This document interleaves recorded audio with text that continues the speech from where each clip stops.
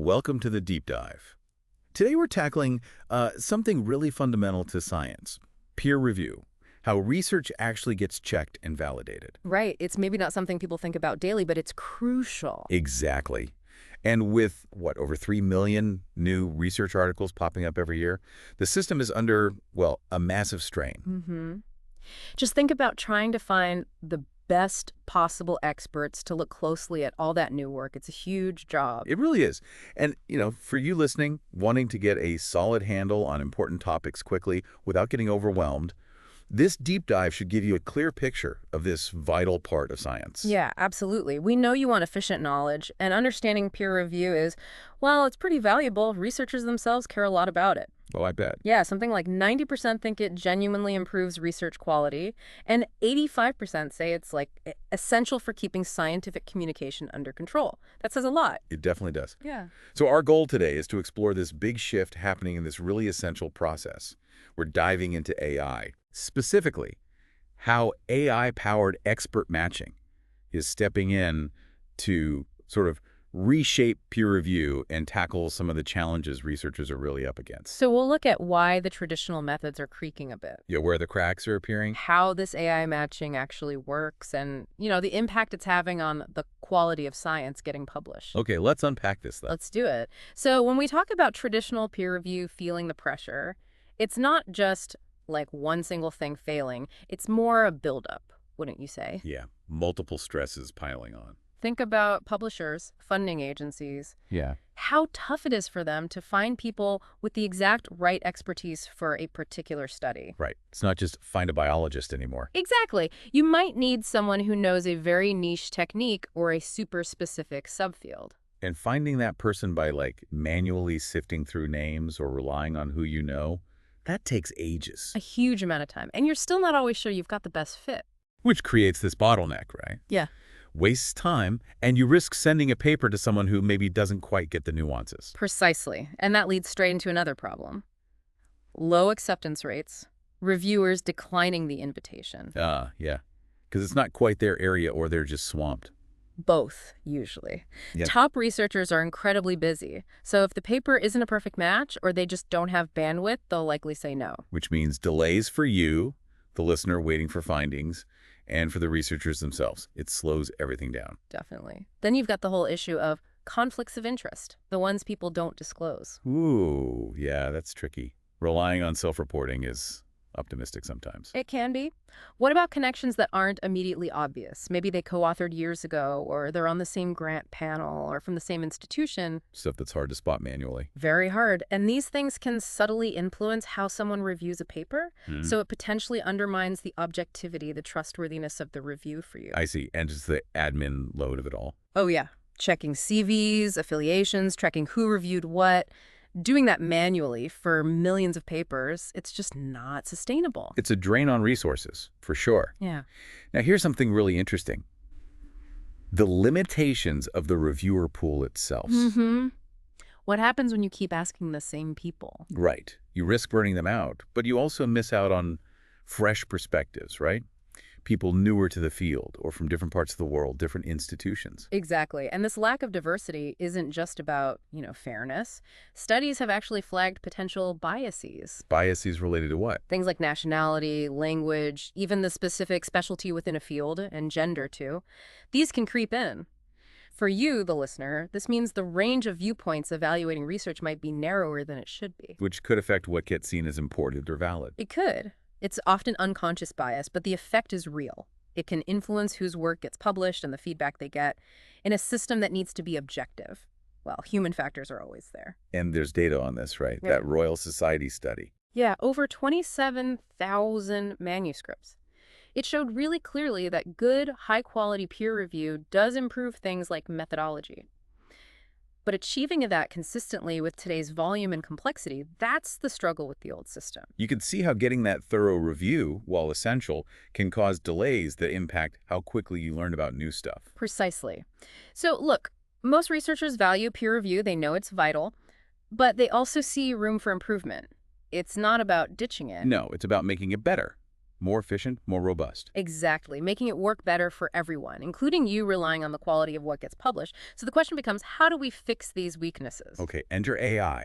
This is where AI-powered expert matching starts to look really promising. Right. And it's key to remember, it's not about AI replacing human reviewers. No, it's a tool to help them make the process smarter. Exactly, making it more efficient, more effective, and it's being applied broadly, across physical sciences, engineering, life sciences, medicine, economics, social sciences.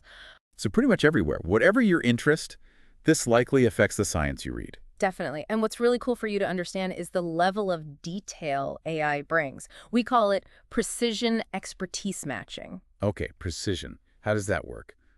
More than just keywords. Oh yeah, way beyond keywords.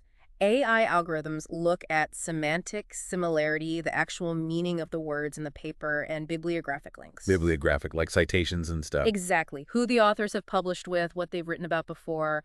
AI analyzes all that to create these really specific expertise fingerprints for researchers. Wow. So it's like, instead of just knowing someone's a cardiologist, the AI knows they're an expert specifically in, say, pediatric electrophysiology based on their actual published work. Precisely that level of detail, something almost impossible to achieve consistently through manual searching.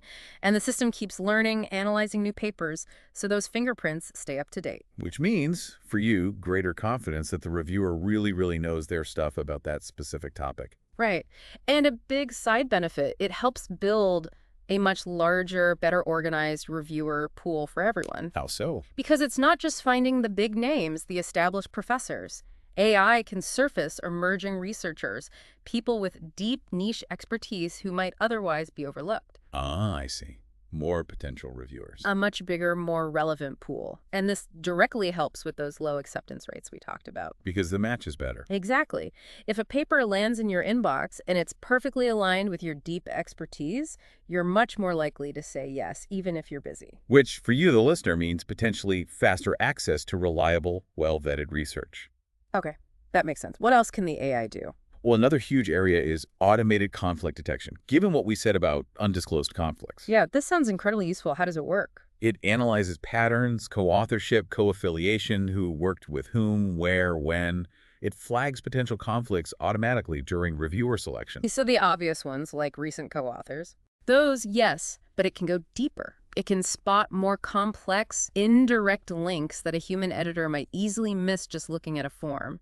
Shared grants, past institutional overlaps. Things that might create a bias, even unintentionally. Exactly. So it adds a layer of impartiality, which boosts the reliability of the science you end up reading. And saves editors massive amounts of time, I imagine. Instead of detective work, they get a heads up. A huge time saver. And then there's diversity amplification. This is really important for a fair and robust scientific conversation. We talked about biases, nationality, gender, etc. How does AI help there? It doesn't have biases itself, right? Precisely. The AI enables a more objective search based on criteria the editors set. They can actively look for reviewers based on geography, for instance, to get broader global input. They can filter or search with gender diversity in mind. They can look for a mix of senior established researchers and early career scientists to get that balance of experience and fresh perspectives. So it gives editors tools to consciously build more diverse reviewer pools. Yes, systematically, which is much harder before. The goal is bringing in those different viewpoints, actively countering potential biases. And for you, the listener, that means the research you see has likely been looked at through a wider, more representative lens, potentially leading to stronger findings. It aims for a system reflecting the global scientific community better, leading to richer, more reliable evaluations you can trust. So what strikes you most about these AI solutions, thinking about the impact? For me, and thinking about you listening, it's the practical results, the tangible benefits. You mentioned higher acceptance rates from reviewers. Because the match is good? Right. Yeah. That directly tackles a huge delay factor. Research doesn't sit waiting for reviewers as long. And faster turnaround times overall. Yeah, which is just vital for the speed of science, which ultimately benefits you. Absolutely. And think about the feedback itself. When the reviewer has that precise expertise. Probably much more insightful. Exactly. More constructive, more targeted, not just accept or reject, but detailed comments on methods, analysis, really helpful guidance. For you, that suggests the published paper has passed a tougher, more meaningful evaluation. Which must mean better error detection, too. Stands to reason.